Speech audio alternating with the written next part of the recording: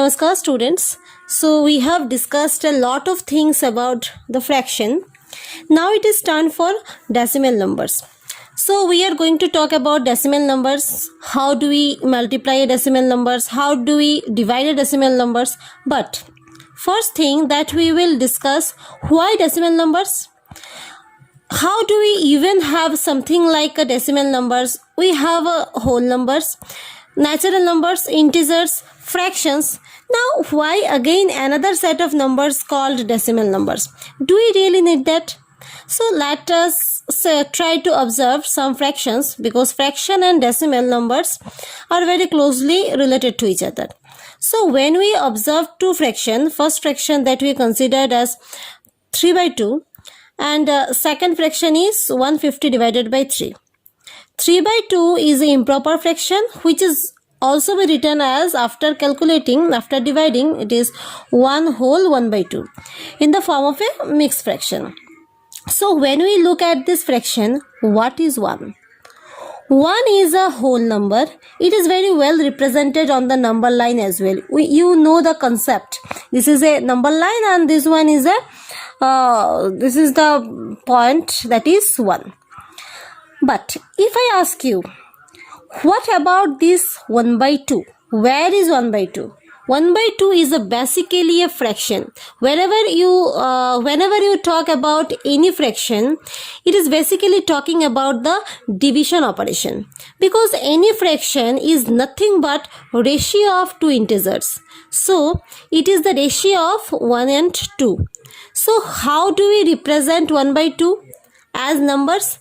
If you see 150 by 3 after calculating, so 350 is 150. So 50 is a whole number. But when we look at 1 by 2, do you think that 1 by 2 is greater than 1?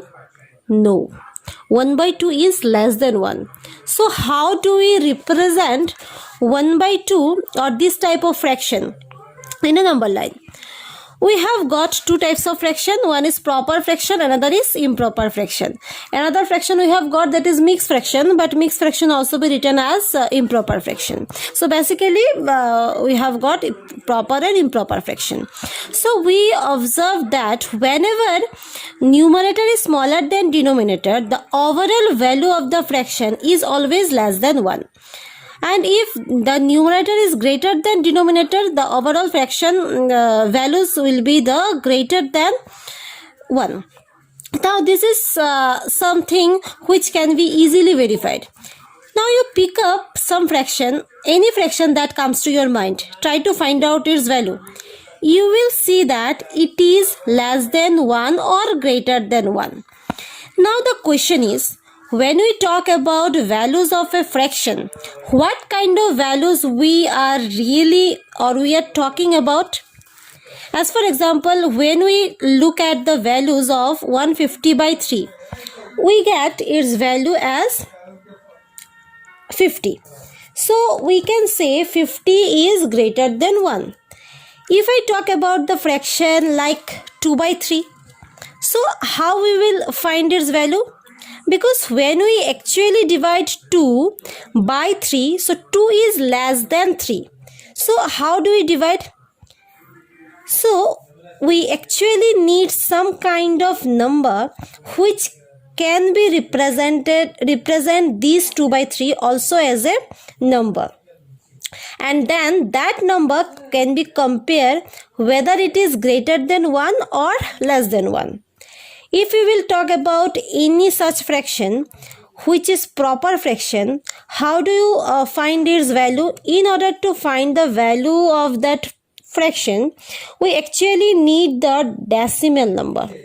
In fact, that is what decimal number does. So this decimal number, they gives the value of a fraction. As for example, when we talk about 1 by 2, what is the value? 1 by 2 means half. What is the value of half?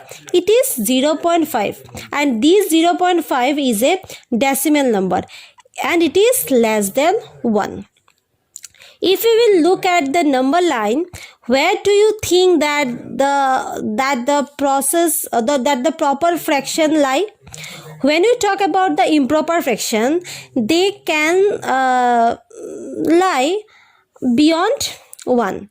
But what about the proper fraction? They lie anywhere below 1? No, because the values of proper fraction lie between 0 and 1. As we are talking about positive numbers, so only in this much small portion, 0 to 1 space, this space proper fraction will accommodate, whether it is 1 by 5, 5 by 6, 10 by 2, 12, so on. Any proper fraction which is definitely positive, such that numerator and denominator both positive. So any proper fraction has to lie between 0 and 1. Now here we will see that how exactly the presence of decimal number helped us. Because with this we get to know, if decimal number had not been there, in that case we could have never come up with the values of this proper fraction. In order to have values of the proper fraction, we need a decimal number. So not only the proper fraction, even in improper fraction also. As for example, if I will take, if you think of 9 by 2, so how we will represent 9 by 2 as a number? 8 by 2 we can represent as 4, because 2 4s are 8, right? But how we will represent 9 by 2? It is actually 4.5. After dividing we will get it is 4.5. So here again you need decimal number. Basically, in order to represent the fraction as value, we need decimal number. So hope that why decimal number we are using.